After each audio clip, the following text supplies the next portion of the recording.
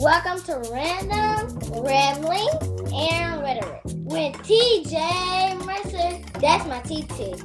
And it's all powered by her Samsung Notes. Now, here's my TT. I just loves me some porta potties, said no one ever. I don't know about you, but the ickiest thing on the planet is when I am forced to use a porta potty.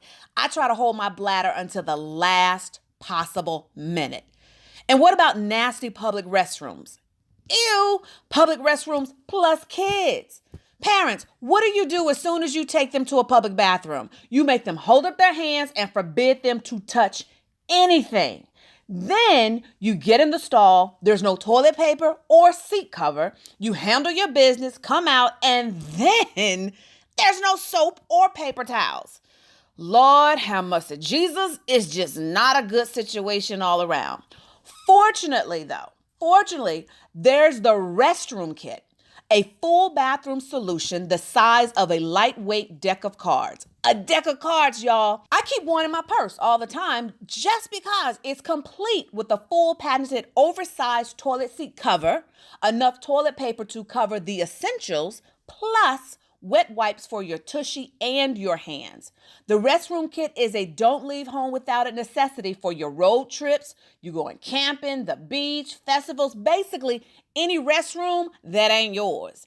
Even that friend of yours who's cleaning is not their strong suit. You know what I mean? So pop on over and visit therestroomkit.com. That's therestroomkit.com. And when you use the code RAMBLINGS, RAMBLINGS, you will get 15% off your purchase. So stop going to the bathroom without the full protection you need. Go get the restroom kit at therestroomkit.com.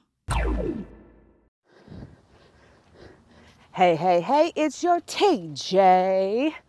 And it's Random Ramblings and Rhetoric again, y'all. So I'm out on my morning walk. No surprise there, because that's where you always find me. But I was actually out thinking, and I thought I probably should actually record this because somebody needs to hear this. So I believe most of you know that I am a victim / survivor / thriver of domestic violence. My then husband actually legitimately tried to kill me several times. And it took me a while, as most survivors will tell you, it took me a while to heal from the verbal and the non-visible scars. And I had a moment yesterday where one of those non-visible scars reared its head, and it taught me that the residue of my past really can come back unexpectedly and show itself in surprising ways when you don't even realize it. So what had happened was a good friend who I care tremendously and deeply for, he had come to get my car. I'm in a season of launching my Noisemaker Challenge. And let me just stop here. If you're an author, expert, coach, entrepreneur, and you're listening to this before Sunday, July 29th, 2018, you need to scoot over to the noisemakerchallenge.com, register for 7 days. I am going to be teaching you how to go from visible and vocal to, how to go from unnoticed, unknown to visible and vocal. And it's completely free. So if you're serious about getting media and publicity, you need to be over there. So the point is, he knows I'm in deep preparation for that. So being the man that he is, the friend that he is to me, he came and got my car. It needed to be serviced, needed to be washed. And I said something to him that he had said a joke to me, and I came back vicious. And it was an exchange because we've been knowing each other for a long time. And it was an exchange between us that was comical, but I knew in my head, as I surprised myself by my response immediately to what my comeback to his statement was harsh. And I didn't apologize in the moment, but I knew something was wrong. So on my walk this morning, before I logged in to record this for you guys, I kind of was meditating and asking, what was that about? And what I realized it was a trigger. But see, he was saying something that made me feel like here comes somebody else. Here comes another man who, and this is not somebody I'm dating or anything like that. This is just a dear friend. Here comes a man who is wanting to inconvenience me and sacrifice for him. And I was like, I ain't having no part of that. But I said it in a harsh way. And it triggered instances, where when I was a TV editor, there was one instance where my ex-husband, who was unemployed, willfully, really tried to convince me to work on 2 shows at the same time, would put me at 17, 18-hour, 19-hour days for solid month or 2 or something like that. I can't really remember. And I'm sitting there and he legit is getting enraged and angry because I'm not considering it. Good morning.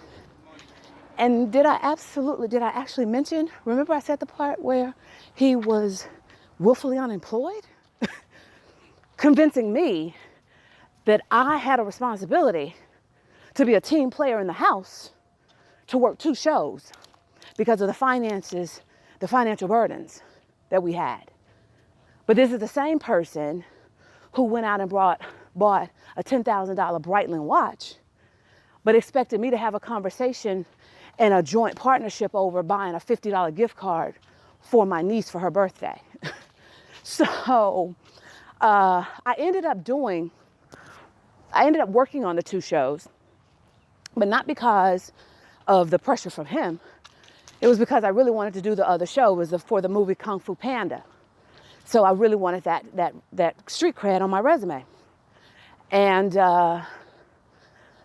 so I did the 2 shows, and then, pretending that he was going to be a fantastic team player, he agreed to take me to the first job, pick me up from the first job, take me to the second job, pick me up from the second job, so that, I could actually do it. Because he thought I was doing it because, and I wasn't. But he's supposed to, make sure I was fed, everything. And it occurred to me, like, we had the biggest fight because after the first day, I refused to let him do it. Why? Because when I told him to pick me up at 2 a.m., he's showing up at 2:30, 2:45. And I was like, oh no, see, what you're not gonna do is make me sit here and wait when I need to be home sleep so I can get up and go to the next job. And so when my friend said what he said to me, it triggered all of that. And it really brought to light that as much as I'm healed, as much as, I'm happy, I don't regret what I went through, I love my life now. As much as I experience all of that, there are going to still be times I don't know when, that there's still going to be times when I have a trigger that I don't even see coming. And if you know me, I'm not the type that's going to go from 0 to 60 in 1.5 seconds. But I did in that instance. And there are going to be absolutely times that that's going to happen. Now, they're few and far between, but at least for me, the growth is I recognize it. And I'm gentle with myself. And I'm confident that the people I care about and who love me, genuinely love me, and who God assigned to me to walk with me will give me grace. And so what I did this morning, I actually called my friend and told him. And first of all, I was like, really? That's what you...